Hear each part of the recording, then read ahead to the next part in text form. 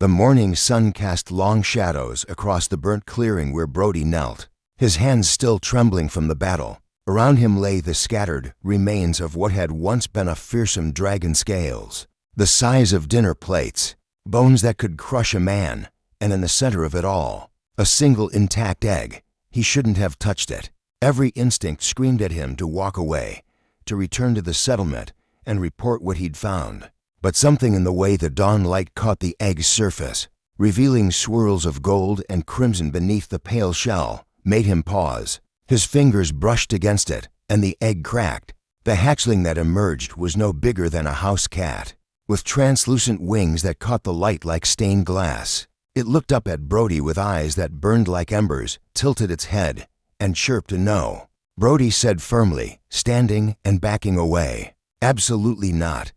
The hatchling followed. By mid-morning, Brody had tried everything. He'd walked in circles, doubled back on his trail, even waded through a stream hoping the creature wouldn't follow. Each time he looked back, there it was, small wings flapping awkwardly, tiny claws scrabbling over roots and rocks. Determined as the sunrise, "I'm not your mother," Brody told it for the 7th time, as the hatchling attempted to scale his boot. "Your mother tried to eat 3 villages last month. We had to stop her." The hatchling ignored this logic entirely and succeeded in climbing onto his foot, where it curled up with a contented rumble that Brody could feel through his leather. "Soul off," he commanded. The hatchling's only response was to close its eyes. Arabella found him like that an hour later, standing perfectly still in the middle of the forest path, one foot raised slightly off the ground, staring down at the sleeping dragon with an expression of profound betrayal. "So," she said, leaning against a tree with her arms crossed, "this is what the great dragon slayer has been doing all morning." "Don't," Brody warned. "Don't start." Arabella was his tracking partner, the one who'd helped him locate the dragon's nest in the first place. She was also the only person in their settlement who could make him laugh, even when he was covered in mud and monster blood. Right now, watching her try to suppress a grin, he wished she'd found someone else to partner with. "I think it's chosen you," she observed, crouching down for a better look. The hatchling opened one eye, studied her with what Brody could only describe as disdain, and tucked its head back under its wing without acknowledging her presence. "Chosen me for what? A foot warmer?" "Dragons bond with one person," Arabella said, her tone shifting to something more serious. "My grandmother used to tell stories about the old days, before the wars. Dragons and humans worked together, built cities, defended kingdoms. Those are fairy tales. So were dragons, until you killed one this morning." Brody had no answer for that. He looked down at the creature on his foot, so small, so vulnerable, so absolutely not his problem. Except it was, because he'd touched the egg, because he'd been there when it hatched, because in its first moments of life, as had been the first face it saw. "The elders will want to destroy it," he said quietly. "I know, they'll say it's too dangerous.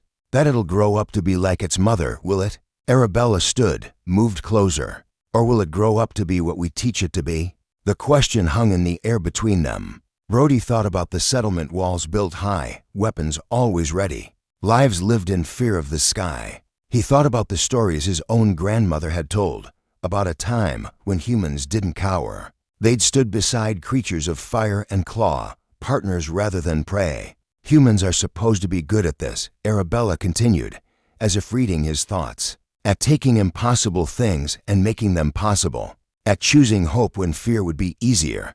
The hatchling shifted in its sleep, and a small puff of smoke rose from its nostrils. In 40 years, maybe less, this creature would be large enough to level buildings, strong enough to reshape landscapes, powerful enough to be either humanity's greatest threat or its fiercest defender. The choice, Brody realized, wasn't the dragon's to make. It was his.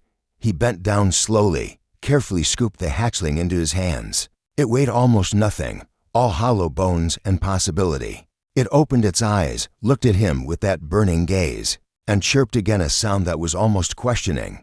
"All right," Brody said, more to himself than to the creature. "All right, but you're going to learn some rules." Arabella's face broke into a genuine smile. "You're really doing this?" "We're really doing this," he corrected, looking up at her. I can't do this alone. If this is going to work, if we're going to prove that humans and dragons can coexist again, I need help.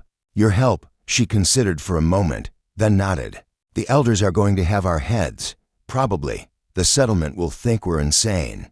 Definitely. We'll have to leave, won't we? Find somewhere safe to raise it. Somewhere we can prove it's possible. Brody hadn't thought that far ahead. But as soon as she said it, he knew she was right. They'd have to go.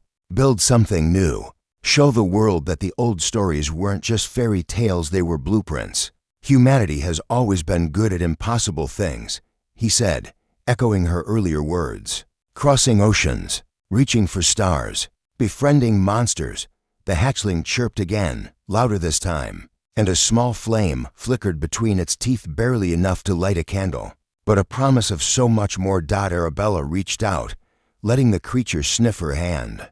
This time, it didn't ignore her. Instead, it pressed its small head against her palm, accepting her presence. What will you call it?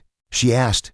Brody looked down at the dragon, then up at the sky, then at the woman who'd chosen to share this impossible task with him. The future was uncertain, probably dangerous, definitely complicated. But it was also full of fire and hope and the kind of courage that had always defined his species. Home, he said finally. Its name is Home, because that's what we're going to build. And as the dragon hatchling curled up against his chest, both Arabella and Brody began walking not back toward the settlement, but forward toward whatever waited beyond the horizon.